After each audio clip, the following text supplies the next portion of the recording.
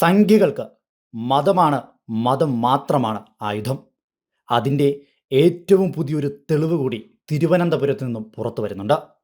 പുതുവത്സരത്തിൻ്റെ ഭാഗമായി ലഹരി വിരുദ്ധ സന്ദേശം പറയുവാനെത്തിയ പെന്തുക്കോസ്ത് സംഘത്തെയാണ് ഇപ്പോൾ സംഘികൾ BJP പ്രവർത്തകർ ഭീഷണിപ്പെടുത്തിയിരിക്കുന്നത്.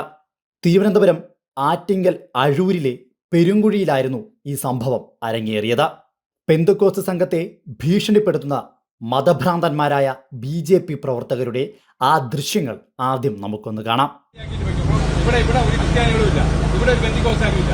അതുകൊണ്ട് ഇവിടെ വേണ്ട വേണ്ടെന്ന് പറഞ്ഞില്ലേ ഒരു മതം. ഇപ്പൊ ഞങ്ങൾക്ക് മതം കൊണ്ടുവരാം. കണ്ടില്ലേ, ഇതാണ് കറകളഞ്ഞ സംഖ്യകൾ.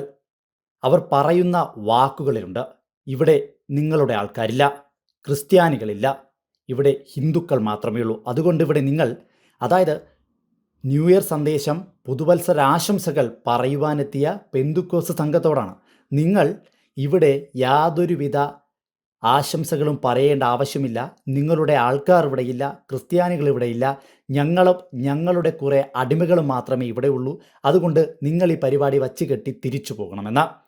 പക്ഷേ കാലം മാറിയ കാര്യം ഈ സംഘിക്കുട്ടന്മാർ അറിഞ്ഞിട്ടില്ല.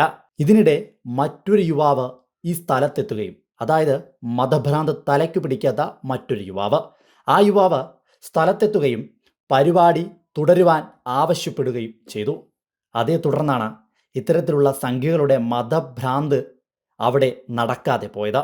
എന്തായാലും ശരി, ഇന്നത്തെ സമൂഹം സംഖ്യകളെ തിരിച്ചറിയുന്നു എന്നതിൻ്റെ ഒരു തെളിവ് കൂടിയാണിത്. എന്തായാലും ഒരു കാര്യം കൂടി ഉറപ്പിക്കാം, സംഖ്യകൾ മതഭ്രാന്തന്മാർ തന്നെയാണ്. ഇവിടെ ഒരു ക്രിസ്ത്യാനികളും ഇല്ല, ഇവിടെ ഒരു ബന്ധുക്കോസ്താനും ഇല്ല. അതുകൊണ്ട് ഇവിടെ വേണ്ടെന്ന് പറഞ്ഞില്ലേ ഒരു മതം. ഇപ്പൊ ഞങ്ങൾക്ക് മതം കൊണ്ടുവരാം.